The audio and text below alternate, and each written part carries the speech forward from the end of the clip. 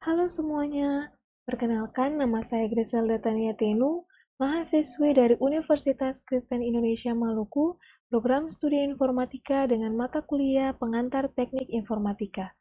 Di video kali ini, saya ingin membahas lebih rinci mengenai perangkat lunak atau software. Perangkat lunak atau software adalah sekumpulan data elektronik yang tersimpan dan dikendalikan oleh perangkat komputer. Data elektronik tersebut meliputi instruksi atau program yang nantinya akan menjalankan perintah khusus. Perangkat lunak juga disebut sebagai bagian sistem dalam komputer yang tidak memiliki wujud fisik yang diinstal dalam sebuah komputer atau laptop agar bisa dioperasikan. Fungsi perangkat lunak yang pertama memproses data, perintah, atau instruksi khusus agar pengguna dapat mengoperasikan komputernya sesuai dengan hasil informasi yang diinginkan. Yang kedua, sarana interaksi yang menghubungkan pengguna dengan perangkat kerasnya. Yang ketiga, mengidentifikasi suatu program yang ada di sebuah komputer. Yang keempat, menyediakan fungsi dasar dari sebuah perangkat keras agar dapat dioperasikan seperti ketersediaan sistem operasi pada komputer. Yang kelima, penerjemah suatu perintah software lainnya ke dalam bahasa mesin agar dapat dimengerti oleh komputer.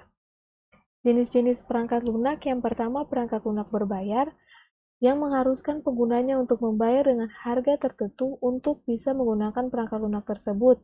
Namun, meskipun sudah dibeli, lisensi untuk menyebarluaskan tidak diberikan kepada pengguna, karena tindakan tersebut termasuk ilegal. Contohnya, Adobe Photoshop, Microsoft Office, Microsoft Windows, dan sebagainya. Yang kedua, freeware.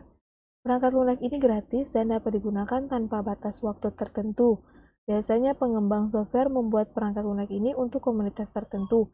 Hak cipta tetap dipertahankan sehingga siapa saja dapat melakukan update software terbaru. Contohnya Google Chrome, Mozilla Firefox, dan sebagainya. Yang ketiga, free software. Pengguna harus membeli perangkat lunak ini terlebih dahulu, setelah itu pengguna bebas untuk melakukan penggandaan, modifikasi, hingga distribusi. Yang keempat, shareware.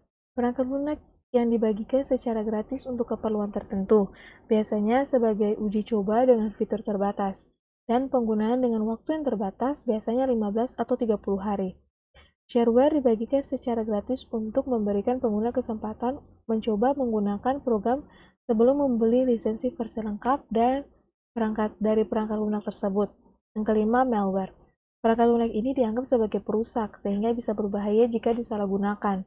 Contohnya, spyware, hardware, virus komputer, dan software lainnya yang dibuat dengan tujuan merugikan. Yang keenam, open source software. Perangkat lunak yang bersifat terbuka, sehingga kode sumbernya dapat dipelajari, dimodifikasi, dan ditingkatkan, serta disebarluaskan.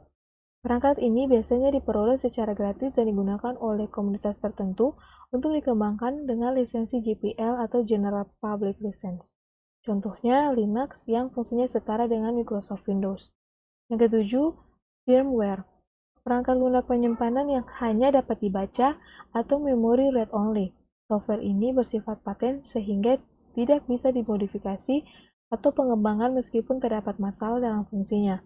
Biasanya firmware telah menyatu dengan perangkat keras, sehingga dianggap bukan perangkat lunak seutuhnya. Kemudian macam-macam perangkat lunak ada 4, yaitu yang pertama perangkat lunak sistem operasi. Perangkat lunak sistem operasi berfungsi untuk mengendalikan seluruh sistem kerja mendasar yang ada di komputer. Jenis perangkat ini menggunakan platform yang memungkinkan perangkat lunak dan aplikasi lain untuk dapat berfungsi. Sistem operasi mengatur segala proses, termasuk mengelola memori, menerjemahkan input-output, kabel pengkodean, dan lain-lain. Contohnya, Microsoft Windows, Linux, Mac, iOS Apple, Google Android, dan sebagainya. Yang kedua, perangkat lunak aplikasi. Sesuai namanya, macam perangkat lunak ini adalah deretan aplikasi atau program yang tersedia di komputer yang biasa digunakan untuk membantu menyelesaikan tugas tertentu. Aplikasi menjadi jenis software yang paling sering digunakan oleh banyak orang, sekaligus dikenal sebagai perangkat non-esensial yang berarti harus diinstal terlebih dahulu dan dioperasikan sesuai kebutuhan. Contohnya Adobe Photoshop, Skype, Adobe Premiere, Microsoft Excel, dan sebagainya. Yang ketiga, perangkat lunak pemrograman.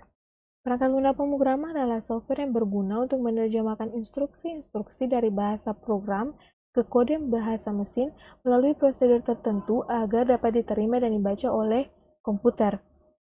Misalnya Python, PHP, Java, C++, Basic, COBOL, Fortran, dan Pascal.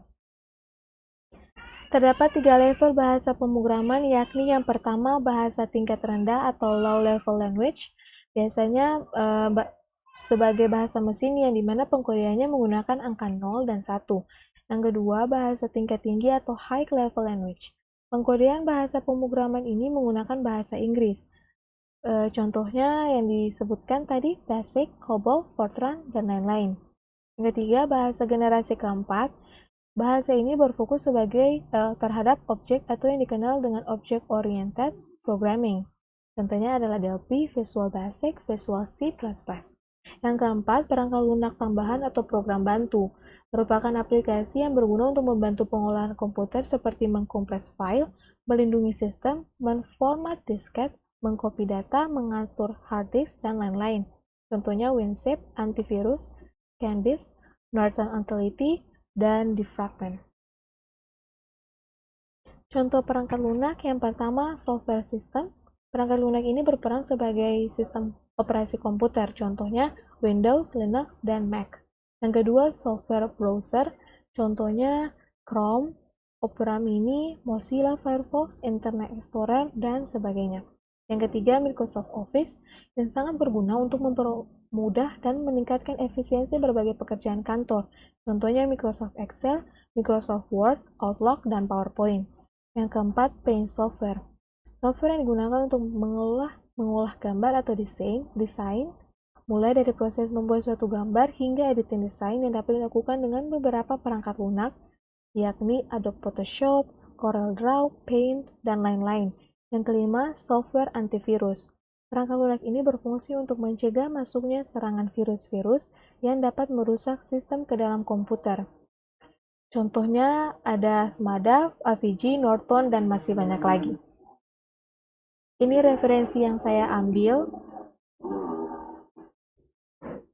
Sekian dan terima kasih.